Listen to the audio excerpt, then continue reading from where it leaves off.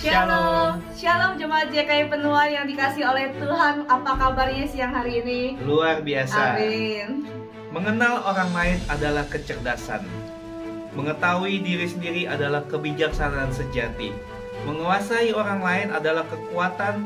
Menguasai diri sendiri adalah kekuatan sejati. Dalam 1 Petrus 4 ayat 7 berkata, kesudahan segala sesuatu sudah dekat. Karena itu kuasailah dirimu dan jadilah terang, supaya kamu dapat berdoa. Karakter membuat seseorang mampu memerintah dan menguasai diri sendiri. Karakter yang kuat dan yang baik hanya terjadi karena keintiman dengan Tuhan. Bapak Ibu yang dikasih oleh Tuhan, mari siang hari ini kita beribadah bersama-sama dengan penuh antusias, sukacita bagi Tuhan Raja kita.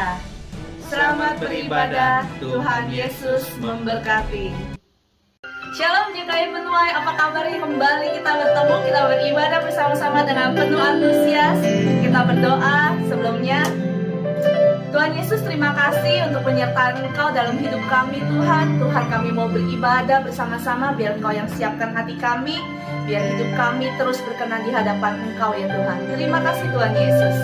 Jemaat Tuhan yang baik, mari kita sama-sama kita menyembah Tuhan, kita puji Tuhan, karena hari ini hari yang Tuhan jadikan buat kita.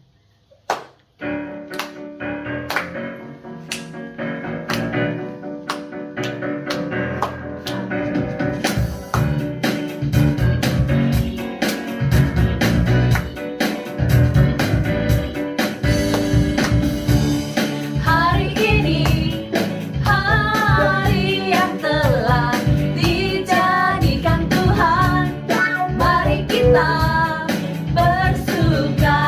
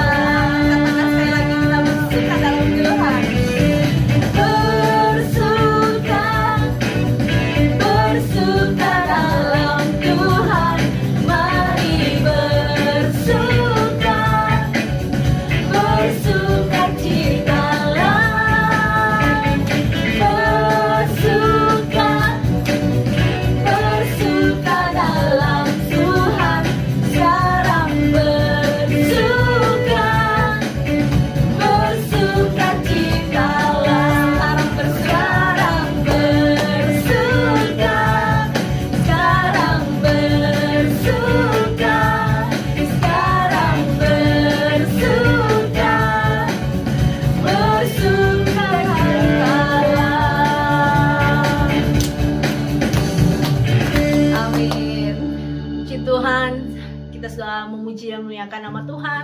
Saat ini kita siapkan hati kita untuk diisi oleh kebenaran firman Tuhan. Firman itu yang menguatkan kehidupan kita di saat kita lemah. Terima kasih Tuhan, firman-Mu menuntun kehidupan kami. Terima kasih Yesus.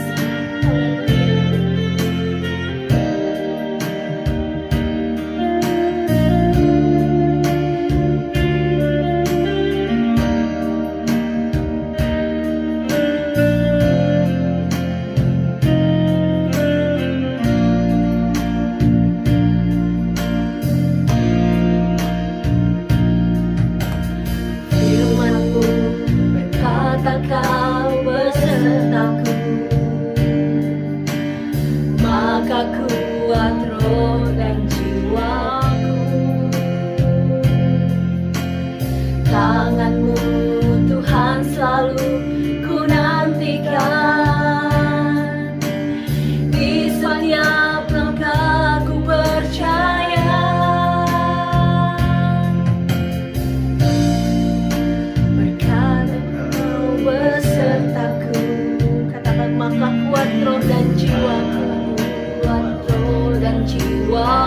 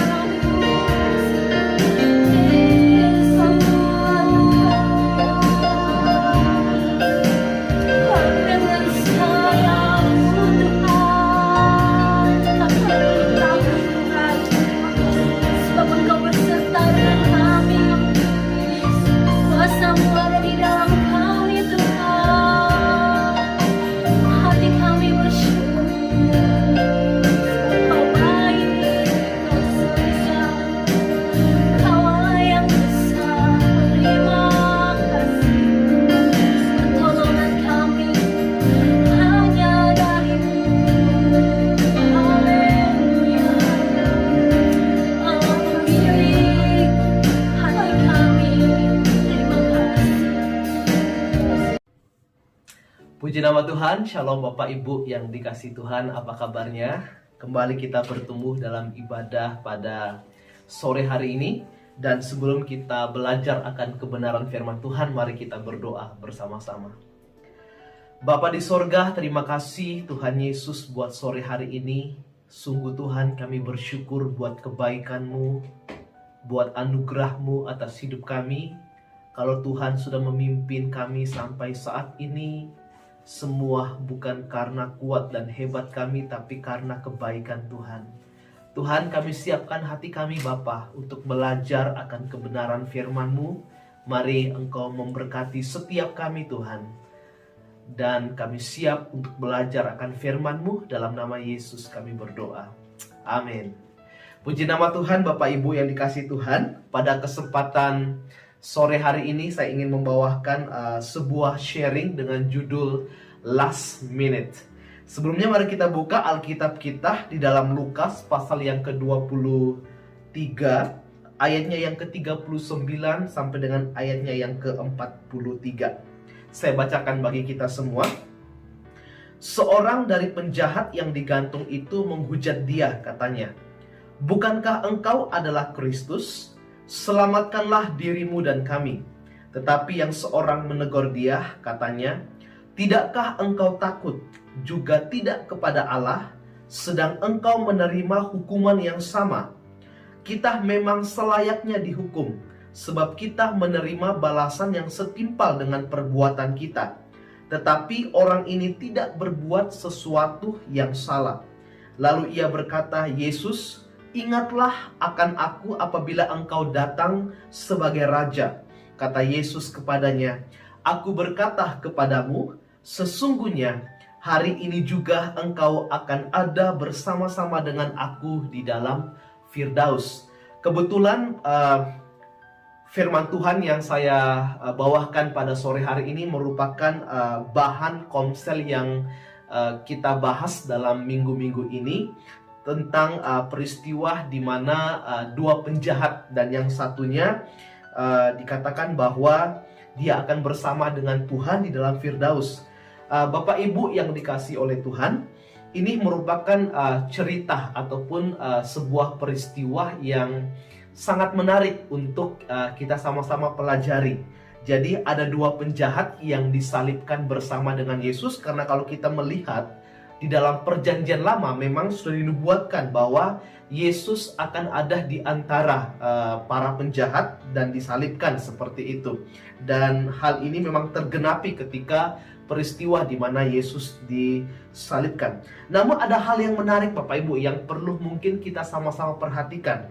Bahkan kisah ini juga terkadang menjadi sebuah pertanyaan yang besar bagi orang-orang Kristen, khususnya peristiwa di mana ketika seorang penjahat berkata, "Tuhan, ketika engkau datang sebagai raja, ingatlah akan aku," gitu. Dan Yesus berkata bahwa pada hari ini juga engkau akan ada bersama-sama dengan aku. Dengan kata lain bahwa hanya ucapan seorang penjahat yang seperti itu, dia langsung dikatakan bahwa diselamatkan seperti itu. Bahkan ada yang mengatakan bahwa apakah ini juga bisa berlaku bagi setiap orang seperti itu. Nah, Bapak Ibu yang dikasihi Tuhan, mungkin kita sering mendengar ya, orang berkata bahwa bukan awal perjalanan hidup kita yang menentukan, melainkan akhir perjalanan hidup kita yang menentukan. Sama seperti yang kita baca sebelumnya, kisah tentang dua orang penjahat. Jadi pernyataan ini itu sudah sangat populer gitu di kalangan orang-orang Kristen. Bahkan mungkin kita juga tanpa sadar ya, secara tidak langsung mungkin sering mengumandangkan gitu, atau mengatakan tentang kalimat ini, bukan awal perjalanan yang menentukan, melainkan akhir perjalanan. Dan hampir semua orang setuju dengan pernyataan tersebut. Maka tidak heran ya, banyak orang Kristen pun ikut-ikutan gitu, setuju dan menerimanya sebagai suatu kebenaran gitu. Jadi dikatakan bahwa bukan awal yang menentukan, tetapi akhir yang menentukan. Bahkan kadang ada orang yang mengaitkan dengan pada nanti akan ada saatnya di mana banyak orang yang dipanggil tetapi sedikit yang terpilih. Jadi kadang tuh orang Kristen itu menjadi terlalu pintar gitu, kayak berusaha mengait-ngaitkan semuanya itu. Nah, apakah benar bahwa akhir perjalanan hidup seseorang yang menentukan takdir hidupnya gitu, ataupun keselamatannya di kekekalan nanti? Pernyataan di atas ya, kalau kita lihat ya, pernyataan di atas itu kayak bisa mengesankan atau membangun kayak sebuah pemikiran bahwa hanya saat-saat terakhir hidup seseorang yang menentukan kehidupan kekalnya nanti gitu. Nah, kecerobohan ini tuh kayak bisa mengakibatkan beberapa hal. Nah, ini akan sama-sama kita pelajari. Ada 3 hal ya dari sikap hidup seperti ini atau pemikiran yang seperti itu bisa menyebabkan 3 hal. Yang pertama, seseorang tidak memiliki sikap berjaga-jaga yang benar gitu. Kalau kita lihat di sepanjang perjanjian baru ya, tidak semuanya, ada beberapa kisah, bahkan mungkin para rasul pun sering mengingatkan bahwa setiap kita tuh harus berjaga-jaga. Nah, karena kalau kita memiliki pemikiran yang seperti ini, seseorang itu bisa saja tidak memiliki sikap berjaga-jaga yang benar. Ya, nah ia berharap suatu hari nanti ketika berada kayak misalnya ketika berada di ujung maut sebelum meninggal ya, dia akan bertobat terlebih dahulu, sama seperti kisah penjahat ya, kisah penjahat yang disalibkan bersama-sama dengan Yesus. Mereka berpikir ya udahlah, penjahat yang mungkin kejahatannya sangat kejam gitu ya, seorang penyamun, seorang perampok, ya mungkin juga seorang pembunuh gitu. Tetapi toh pada akhir hidupnya hanya dengan mengakui Tuhan, bahkan mungkin ya bisa dikatakan berdoa kepada Tuhan, toh bisa diselamatkan begitu. Nah, biasanya orang-orang seperti ini itu ya yang saya katakan tadi sering mengacu pada penjahat yang disalibkan ya, di samping Tuhan Yesus ya, yang bertobat sebelum mati. Dan seketika itu juga ya, begitu mudah gitu ya, kayaknya gampang banget gitu diterima untuk masuk ke Firdaus. Nah, harus diingat Bapak Ibu ya, bahwa kasus yang seperti ini tuh khusus gitu, dan tidak bisa diberlakukan untuk semua orang. Hampir tidak pernah kasus itu tuh terjadi lagi pada orang lain. Jadi kalau kita baca di dalam Injil Lukas, dan memang hanya satu-satunya kisah ini itu dicatat di dalam Injil Lukas begitu. Dan kalau kita perhatikan ucapan-ucapannya, ya kita lihat ya, ini menunjukkan dia itu orang yang tahu gitu siapa Yesus, bukan orang yang tidak tahu sama sekali siapa itu Yesus. Kita tidak boleh menyamakan diri kita tuh dengan orang itu gitu, dengan orang yang penjahat yang bertobat, yang disalibkan bersama dengan Tuhan. Setiap orang itu memiliki pergumulannya masing-masing Bapak Ibu ya. Ketika seseorang tidak memiliki sikap yang berjaga-jaga yang benar itu, maka kita ya bisa menjadi kayak mangsa gelap ya, kalau kita perhatikan di dalam 1 Petrus pasal yang ke-5 ayat yang ke-8. Nah, oleh sebab itu Tuhan Yesus itu menasihati kita agar selalu berjaga-jaga. Nah, coba kita buka Alkitab kita di dalam Matius pasal yang ke-25 ayatnya yang ke-13. Matius 25 ayatnya yang ke-13. Di situ dikatakan, karena itu berjaga-jagalah, sebab kamu tidak tahu akan hari maupun akan saatnya. Puji Tuhan ya, kalau kita diperhadapkan situasi seperti penjahat yang disalibkan di samping Yesus ya, mungkin kita masih bisa berdoa kepada Tuhan, kita masih bisa mungkin minta ampun di hadapan Tuhan.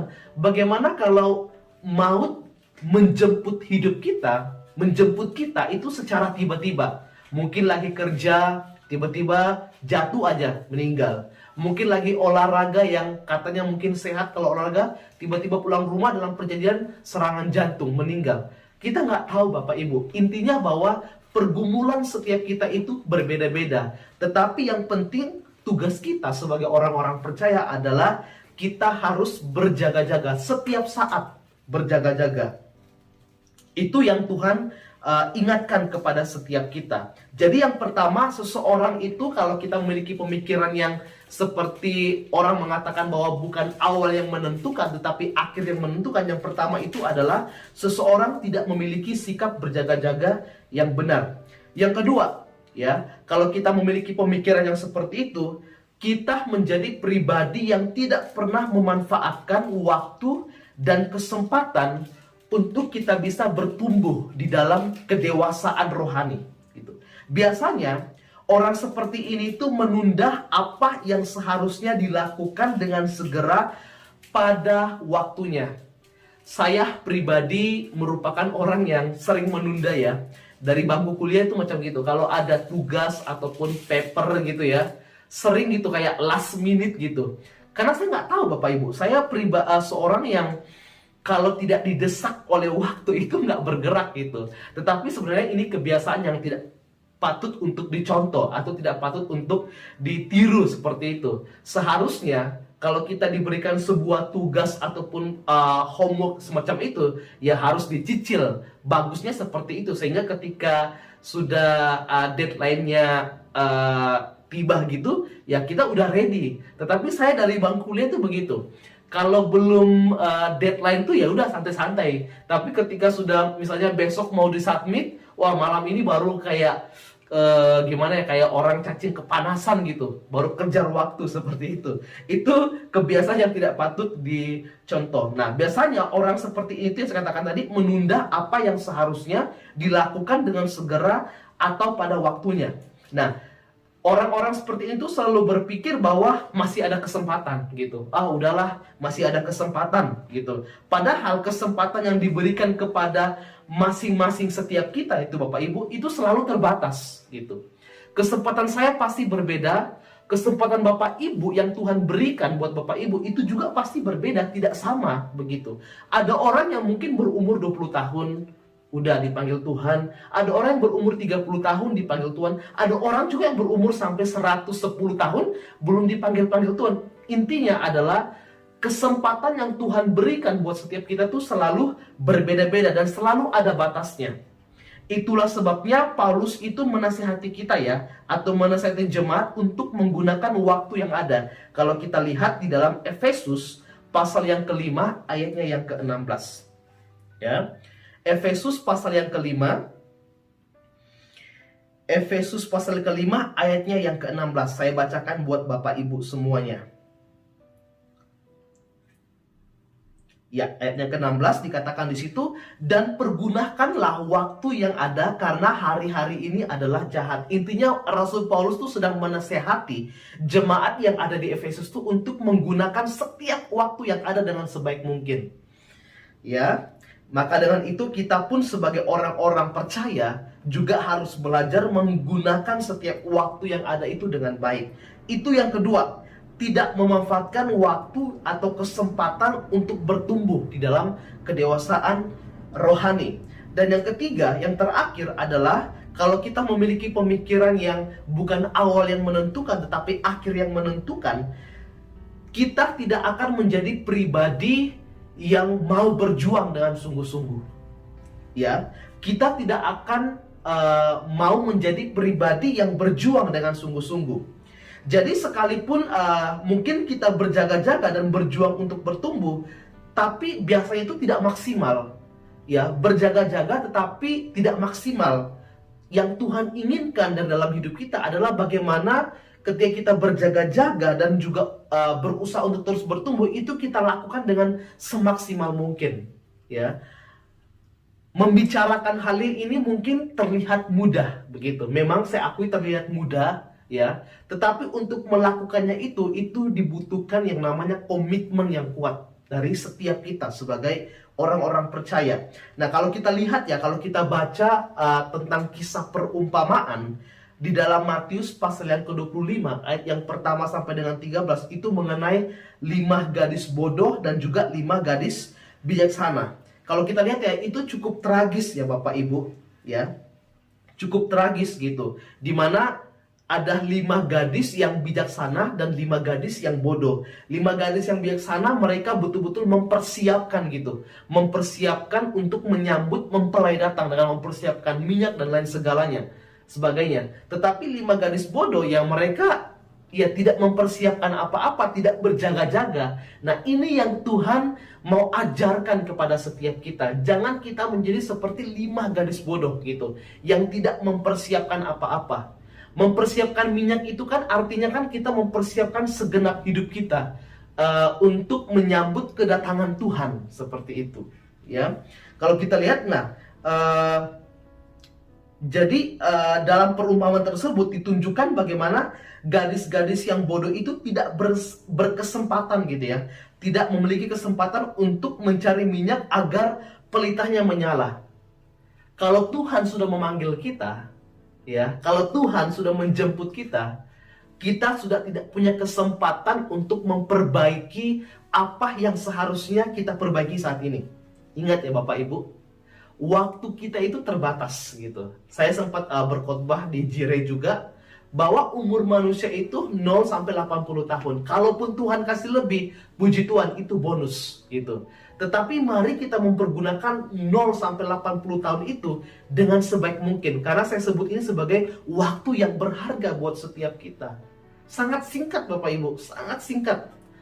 0 sampai 80 tahun itu sangat singkat, cepat sekali gitu ya. Nah, kalau kita lihat tadi ya, bahwa 5 gadis bodoh itu tidak diberikan kesempatan lagi gitu untuk menyiapkan gitu, untuk mencari minyak agar pelita mereka itu terus menyala. Ini berarti minyak tersebut itu harus dipersiapkan jauh-jauh hari. Jadi hidup kita pun sebenarnya harus dipersiapkan jauh-jauh hari.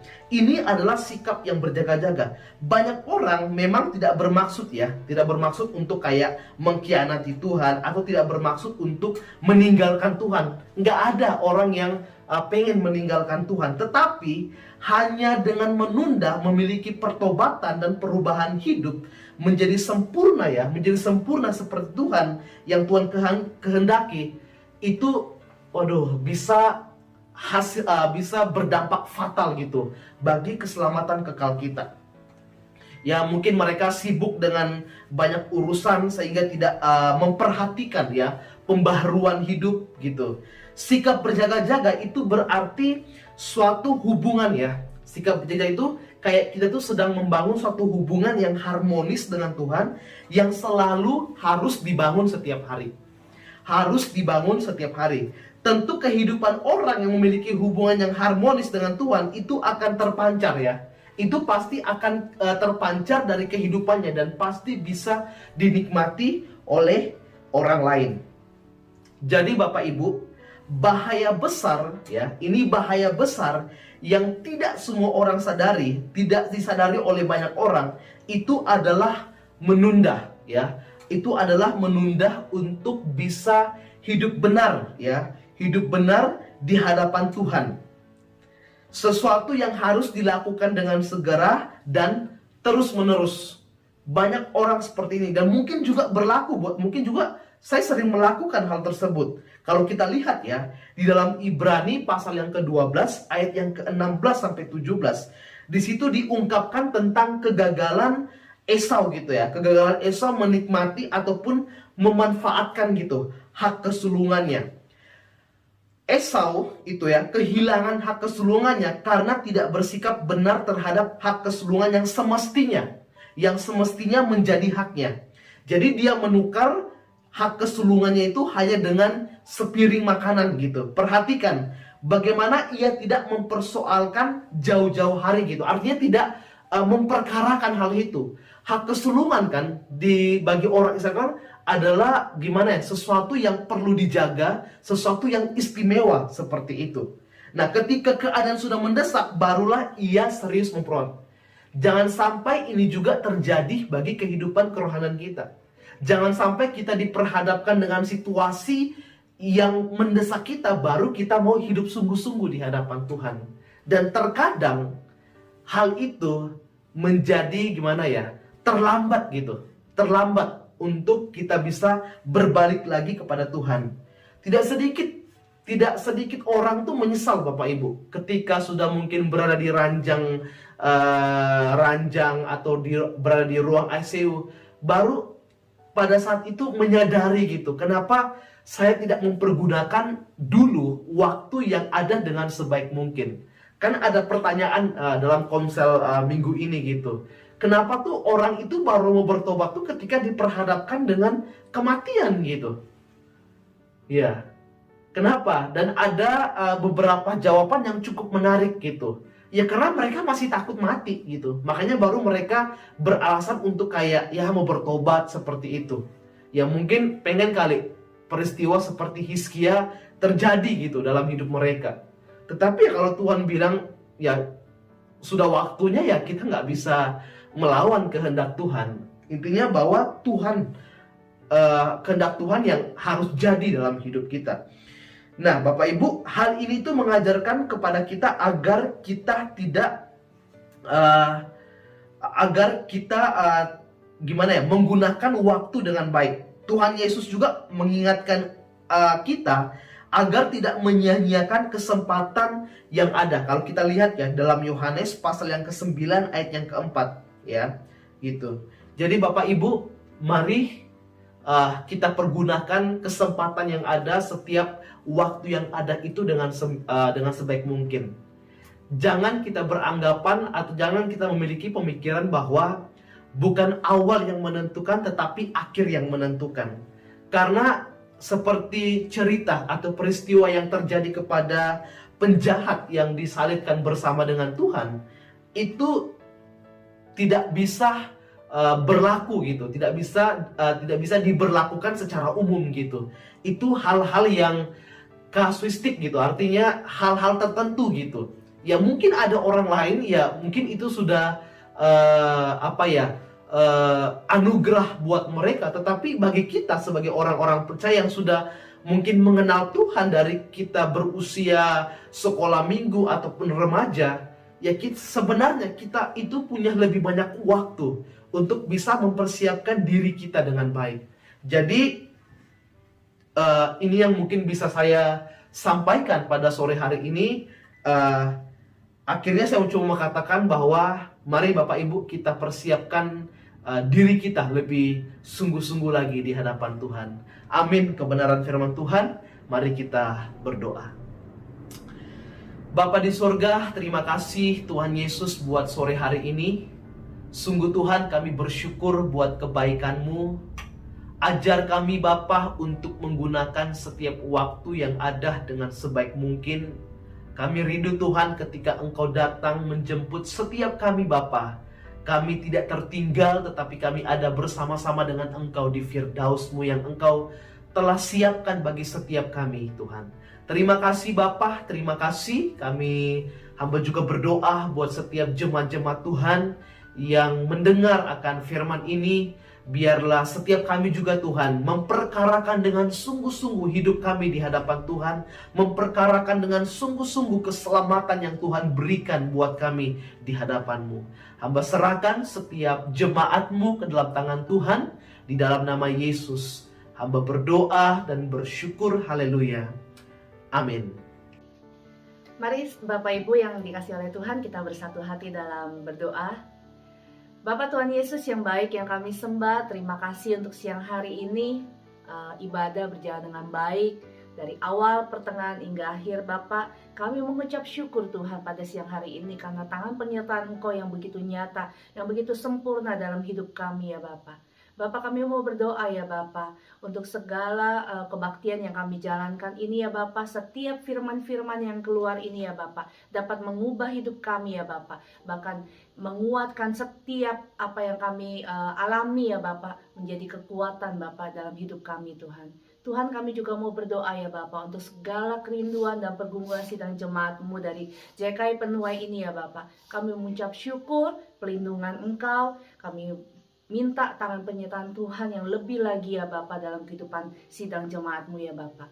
Yang sakit ya Bapa, biar dengan bilur-bilur kuasa Tuhan Yesus disembuhkan ya Bapa.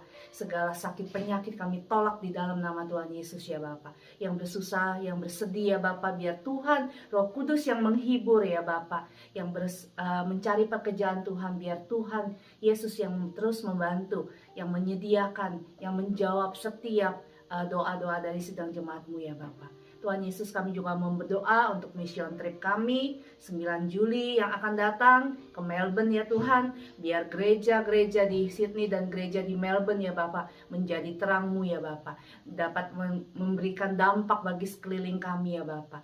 Tuhan, kami berdoa ya Bapa untuk pelayan-pelayan-Mu yang akan berangkat dengan mission trip ini ya Bapa. Biar Engkau yang urapi ya Bapa, Kau yang memberikan kekuatan, kesehatan ya Bapa, sehingga pelayan-pelayan-Mu dapat melayani-Mu ya Bapa dengan hati, dengan kekuatan yang maksimal Bapa. Kami kembalikan ya Bapa semuanya untuk kemuliaan nama-Mu ya Tuhan. Terima kasih Tuhan, biar Engkau yang memberkati dengan perjalanan kami ke Melbourne dan kembali ke Sydney dengan pesawat, dengan mobil ya Bapak. Biar Engkau yang menjaga kami selamat sampai kembali ke Sydney ya Bapak. Terima kasih Tuhan Yesus, kami serahkan doa-doa kami ke dalam nama Tuhan Yesus. Haleluya, mari sama-sama kita katakan. Amin. Haleluya, haleluya. Ibadah telah selesai Bapak Ibu sekalian. Terima kasih sekali lagi kepada Pastor Jeffrey bin Matius yang sudah membawakan firman yang begitu luar biasa untuk kemuliaan bagi nama Tuhan. Mari Bapak Ibu, kita akan menerima doa berkat yang datang daripada Tuhan. Mari kita bersatu dalam doa. Engkau Yesus Tuhan yang mempertajam kehidupan kami. Engkau Yesus Tuhan yang membukakan tingkap-tingkap langit. Kami boleh berjalan di dalam kasih-Mu bersama-sama dengan Tuhan Yesus Kristus. Mari jemaat Tuhan, angkat kedua tanganmu. Bawa berkat Tuhan yang berlimpah-limpah dari Allah Bapa, persekutuan kasih daripada Tuhan Yesus Kristus, penyertaan penghiburan yang datang daripada Roh Kudus, menuntun kita, memberkati kita mulai hari ini sampai selama-lamanya. Hanya di dalam nama Yesus kami berdoa, kami mengucap syukur. Haleluya, amin. Shalom.